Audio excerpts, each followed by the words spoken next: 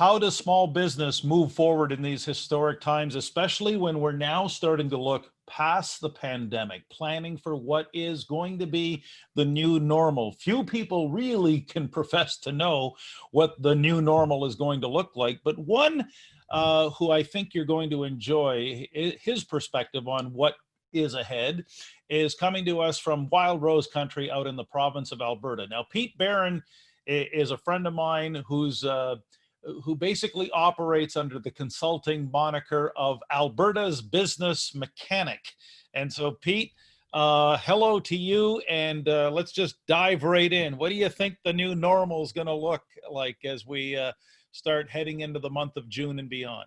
Gary, that's a really excellent question. And I think, everybody's hoping that it's going to go back to something that we're all familiar with. But, I think on large chunks of it, it's good. Human beings are human beings. We're going to try and do what we want to do. But it's going to be different. And we're going to have to make it different because this whole pandemic thing isn't going to go away anytime soon. I've done a lot of research back on where we are, what's going to take to get us back on track. Everybody's looking at a vaccine for this.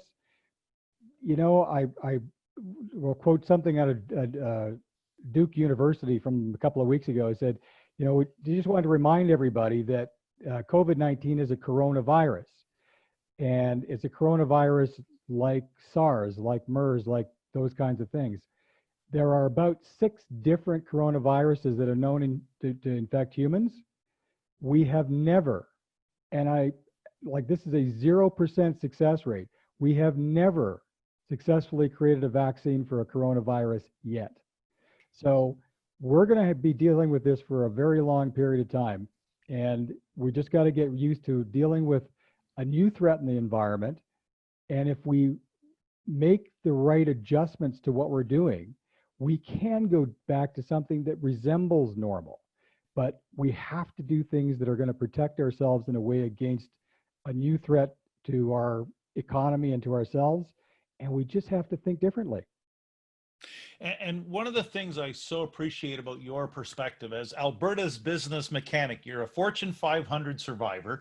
You work with lots of small to medium-sized businesses, auto repair shops and construction companies, and you're in the trenches. You really are. So you see, I'm sure, what the new normal looks like from a perspective that's really built from the ground up. I do. And a lot of the stuff that we ended up doing with my clients, we started to do really early. So things like we're realizing that we got to protect ourselves and our clients and our employees. And so everything that you're starting to see is normal now, the face masks, the hand sanitizers, the screens, we started doing that within a week or two of this whole thing hitting. And I think that makes a huge difference to the guys that are now surviving better than the other guys, because they can. For us, I look at it and and this thing is hitting the economy hard. I've got, for most of my clients, they're looking at getting hit between 40 and 60% of revenue. That's huge. And so what we had to do is we had to readjust their business. We had to retune the engines of their business so that they can actually operate with that much less cash flow going through the business and survive, and at the same time position themselves for what their business is going to look like 30, 60, 90, 126 months from now. And that's what we're doing right now. And the guys who are going to make it through this and thrive, and there's going to be a chunk of businesses that are going to do that, Gare, are the ones that aren't afraid of coronavirus, the ones that aren't kind of putting their head in the sand and waiting for it to go away. They're dealing with it head on. And that's what you got to do if you're going to survive this thing. But more importantly, if you're going to thrive and be successful coming out the other end of it. Pete, already I'm just thinking, let's play the metaphor out. If you are truly like Alberta's business mechanic, and if a business is like an automobile, what are, let's say, the 3 things that business leaders have to be most focused on right now in your view? I use the same metaphor that I've been using for years now, and it comes from my background because I grew up in a small business. And the small business, my dad ran a mechanical shop running small equipment, and I saw things that moved and things that were driven by engines since I was a small kid. And so when I look at businesses, I see them as the vehicle to get where you want to go. And there's three critical parts to making that happen. There's the steering, there's the engine, and there's the gearing. And if you're looking at the three things you got to do to get through this coronavirus successfully, the same things you got to do to be a successful business. One of them is you got to hunker down and take a look at what the heck you're doing for a living. And when things are going fine, we're on autopilot. We're running the business kind of day to day, heading in a direction. But when we get tripped up by something that is different, the coronavirus is definitely different. We have to take a look at the direction we're heading in and maybe do a course correction. And so planning and strategizing about where your business is going to go is the first step you got to hit. The second thing is you got to look at the engine of your business, the thing that drives it. And it's tuned for a particular type of business, which is going to change once you start steering it into a different direction. And if you're going to have to retune your engine, what is it going to retune into? You got to work through all the things that are going to happen to be able to deliver the kind of products and services that are going to be in demand, but more importantly, in the way they're going to be in demand after COVID-19, because it's going to be different. And that retuning in the short term means I've got to be able to run the engine lean and preserve cash so that I can survive the next 90 days. But coming out of that is going to be completely different. I got to retune my engine again and be a different business going forward. Otherwise, I'm going to miss the opportunity. And the third thing you got to have is you got to have gearing in the business. And what I mean by gearing, and for the younger people in the audience who deal only with automatic transmissions and never think about it, I grew up in a stick shift. So I grew up in the world where you need to have to upshift and downshift manually. You have to do that consciously. And in many ways, our businesses are running on autopilot. And so, it's in a gear and it's running more or less about the same. But when you're making the change, you got to be conscious about what gear you're going to be in. And you've got to shift up and shift down depending on the road conditions in front of you. If you got a steep hill, you got to get in a lower gear. Otherwise, you're going to stall out. You're not going to make it up the hill. And if you got open road in front of you and clear sailing and a nice level road, then you can start to push the gas pedal, put it in a higher gear and start going for it. So when you're looking through COVID-19 or any business change that you're going to be dealing with, you're going to have to look at those three things. What direction are you heading in? How do you tune your business properly for it? And how do you upshift and downshift and be agile to take advantage of the opportunities, but also to be able to survive the hills and potholes that are in front of you when they appear? I just love that metaphor, and I'm processing it myself, and I'm thinking for all the people I'm talking to, it's metaphorically, I think you're bang on. You got to gear down before you gear up through an uphill climb like COVID-19. Pete, on the other side of this, can you already see the opportunity? In other words, we know some businesses aren't going to make it. That's just the truth. Yeah. But can you see opportunity? Can you see clear sailing down that wide open highway with your 8-track tape deck on your stick shift car and maybe some Bachman Turner overdrive? And you're a BTO fan. I know that. So yeah, there's that old saying that never waste a good crisis, because I have a client of mine who speaks fluent Mandarin, and the Chinese characters for crisis are really, really interesting. They're made up of two symbols, danger and opportunity. And we're going through a crisis. It is dangerous, but in that there is always opportunity. So the small business community is going to get hard hit. There's no question about it. The Canadian Federation of Independent Business said about a third of small businesses that they've surveyed have said they're probably not going to make it through this. They're actually going to close the doors and never open up again.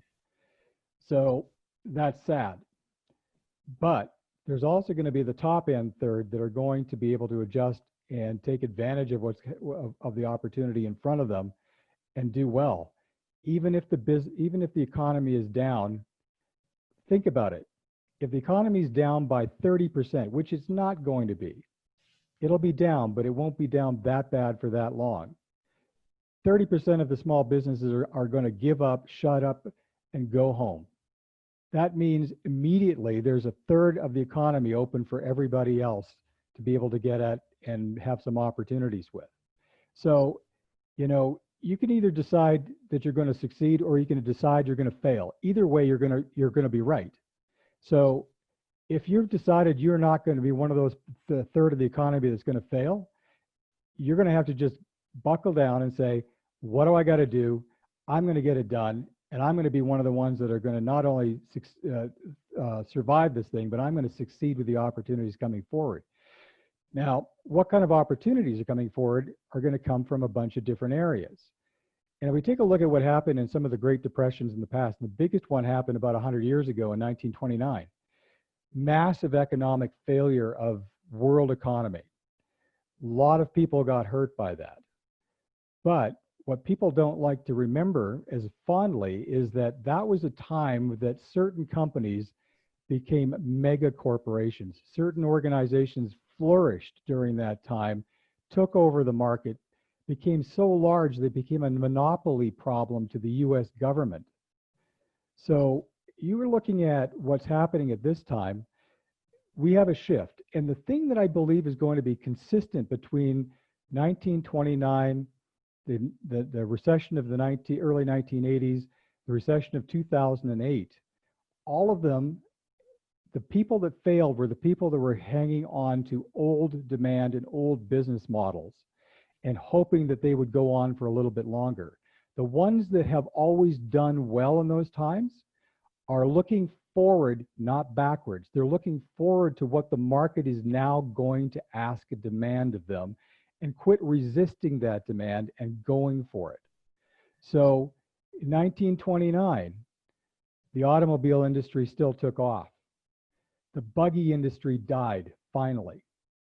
If you look at what's happening in 2008, there's a large number of businesses that are failing and are probably going to finally die in 2020.